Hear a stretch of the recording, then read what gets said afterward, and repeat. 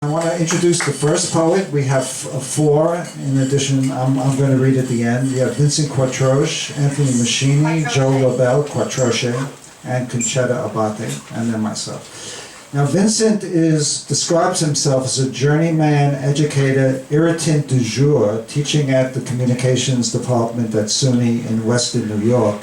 And actually, I think it's Fredonia is the name of the campus. Not the Fredonia of the Marx Brothers, but the Fredonia of Western New York and Buffalo. He has been creating and publishing in book and audio and video formats for the past 30 years and has been widely distributed and largely ignored, he says, in the US and abroad, but that's not the case. He's very self-effacing. He's a veteran of the New York City poetry scene at many venues, including Sue Polo's Satin series. Yeah. The Jujubakti Tea Lounge and the Nightingale, where I met, this was Sue Polo's series before she moved to Shades of Green. I met him there, and this is, we featured together, and this is his second appearance at this series. I'm very honored to have Vincent. He came all the way down from Buffalo today on Amtrak, and he's here, and I'm very honored that he's joining us. So let's hear a warm welcome for Vincent Quatroche. Yes.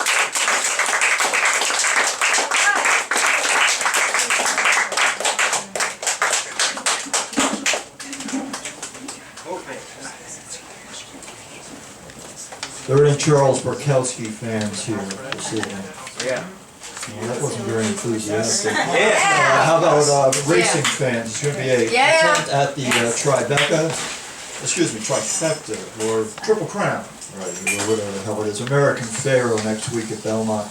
This is what happens when you fall asleep at night just listening to the Trotters.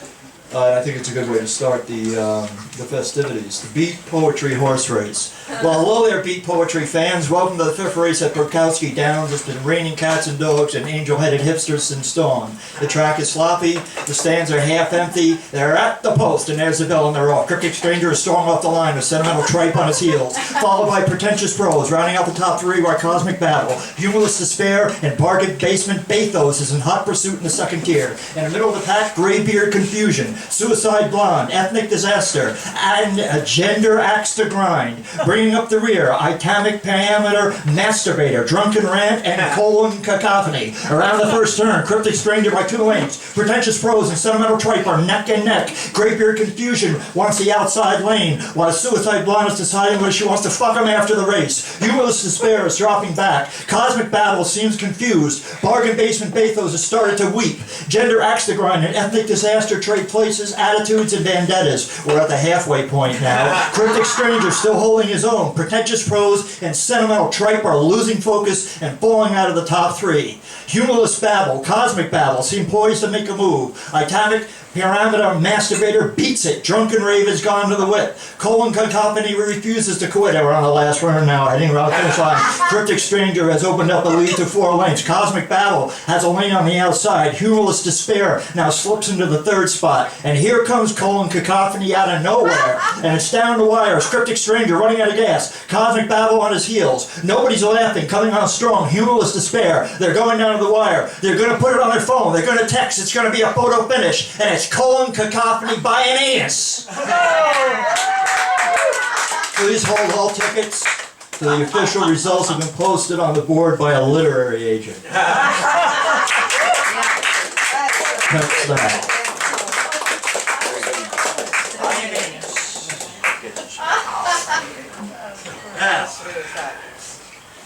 How about Stan Mack's Real Life Funnies? Yes. Anybody remember Yes. that?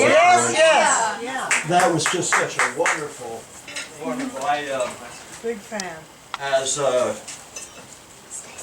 Bernard said, I take the train down, and I love the train. It gives you a lot of time to listen to people on their cell phones and conversations, and if you're not doing the same thing, it's kind of like, well, this is, let's see here, where is it? Stan Mack's Real Life Funnies, 29.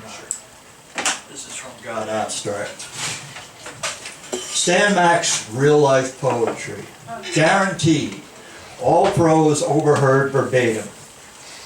Now there's this middle-aged yenta that has been beating her gums, running her yaps since we left Utica about 100 miles ago on the train this morning in the cafe car, holding court the next table over with this mind-numbing stream of semi-consciousness, rather cryptic babble about the twins in rehab and how her liver cancer makes her sad.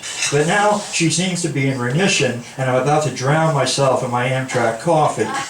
Then all of a sudden she has this moment of linear clarity and relates to high-impact Villette how she is so goddamn pissed at a couple of her nieces, yep, the twins, and their boyfriends, no relation, who only visit when they're loaded, want to drink some more at her place for hours on end and wouldn't take a hint when it was time to leave. So she bolts into the kitchen in exasperation, grabs the toaster off the counter, drives him out of the house by swinging the friggin' thing over her head by the power cord, chasing him out the door till she lets it go like a hammer in a track and field event as they feel in terror to the car. The toast projectile smashes into a million pieces up against the mailbox. Some fragments even make it up to the power lines to become entangled and hang down like sneakers from below. She falls silent briefly and then exhales. And says the next day she got a call from all her relatives telling her how proud everybody was of her.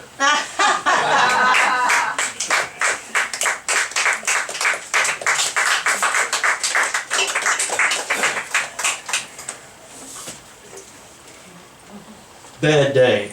How are we doing on time, all right? Oh, fine. Keep going. So you think you're having a bad day? Let's talk forest fire. Not a big one, strictly small change. 5,000–6,000 acres. Nobody's idea of panic. There is, however, a guy who lives for this kind of stuff. Times have changed. High-tech techniques to combat old furies. The Inferno barely makes the 6 o'clock news. Strange footnote reported at the tail end of the report. Seems they find this guy's body in the middle of the burn zone. He's fully outfitted in complete scuba gear. Mask, wetsuit, flippers, oxygen tank, as well, they exploded from the heat. Evidently there wasn't much human to look at. Anyway, from the rubber wetsuit melted into the skin. Autopsy turned up a couple of puzzling conclusions. First, the guy died from massive internal injuries, not anything fire-related. Second, from the dental records, they established a positive ID. He was a marine biologist who lived 500 miles away. His last known whereabouts was doing research diving in a large inland lake just across the state line, about 500 miles away. After some detective work, here's what the authorities pieced together as the only logical scenarios of what must have happened. As the fire was raging, the helicopters were dispatched to combat the blaze. They employed a huge 1,000-gallon water bucket. Guess where they got the water from? Yup, the inland lake about 500 miles away. Poor son of a bitch must have been scooped up, dropped 608 feet from the sky into the center of the fire. The only thing that broke his fall was his neck. Think you're having a bad day? Guy's working on a piano on his motorcycle. At some point, his pants leg gets caught in a chain gang, and he accidentally engages the throttle. It sticks open, jumps off the blocks, and the goddamn thing takes off, dragging him across the deck, smashing into the plate glass patio doors in the living room. He's cut up pretty good, laying in a pool of blood, gasoline screaming at the top of his lungs. Wife comes running in, calls 911, gets assistance. Since they live at the top of a fairly large hill, she runs down the 7 flights of stairs to the paramedics, where her husband is upstairs. The trauma team arrives, carts him off the emergency room. Meanwhile, tries to clean up the mess back at the house. She blots up the gasoline from the ruptured motorcycle's fuel line with paper towels and throws them in the toilet. About 2 hours later, her husband comes home from the hospital. Turns out it was a lot worse than it really looked. He'll be fine. Naturally, he wasn't happy. Takes a long look at the mess in the living room. Disgusted, he goes into the bathroom, sits down on the can, and lights a cigarette. After he's finished, he throws the butt down between his legs. Well, the explosion threw him clear off the toilet. Wife runs in the room, finds her husband screaming on the bathroom floor. His pants have been blown off, and he's got second-degree burns on the back of his legs, buttocks, and genitalia. She calls 911 again, runs back down the hill to meet the paramedics. Same crew shows up. They put the poor bastard, who's really hurting this time, on a stretcher and start carrying him down all those stairs. As they're doing this, they realize they had just been here a few hours ago, and they ask the wife just what the hell happened. She tells them the story. They start to laugh so hard that they drop the husband's stretcher, and he rolls down the hill, breaking his collarbone. Want to tell me about your bad day?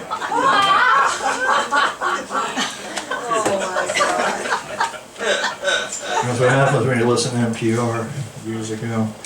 Okay, I've got one more here because we want to keep it moving along. Let me just see how terrible.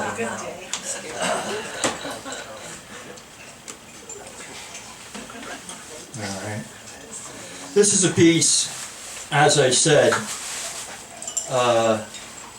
another found train one. It's called Death of the 60s and the Hang 'em High Judge. This morning on the train, there was this trio of old, and man, I mean old, former flower children. Either that, or the predatory wolves in hipster garb who used to eat flower children.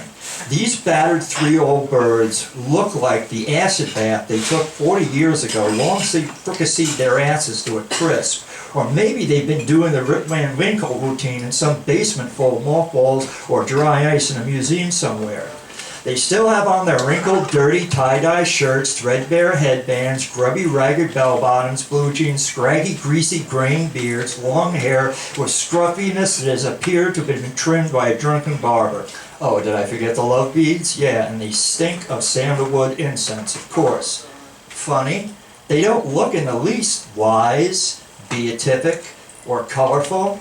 They look tired, worn, ugly, used up, and might I add, mighty unfriendly, menacing, and pissed off. Then I glance at the people around the coach, and then they seem to stare off into space blankly. Grateful, dead, I suppose. But grateful? No, dead, more like it. Meanwhile, the gentleman sitting next to me appears to be roughly the same age and generation. He's a mountain of a man with stately white hair, impeccably groomed beard, conservative gray suit, and dark topcoat. His gold, wire-rimmed glasses and pink, robust skin endows him with the vitality of a powerful boar, with sharp blue piercing eyes for gleaming tusks. And he's also watching the trio of leftovers up on the couch just like me. Back in the day, I would wager that this guy didn't hang, swing, trip, or dance. And I'm wondering if he still remembers just how uncool this crowd used to make him feel.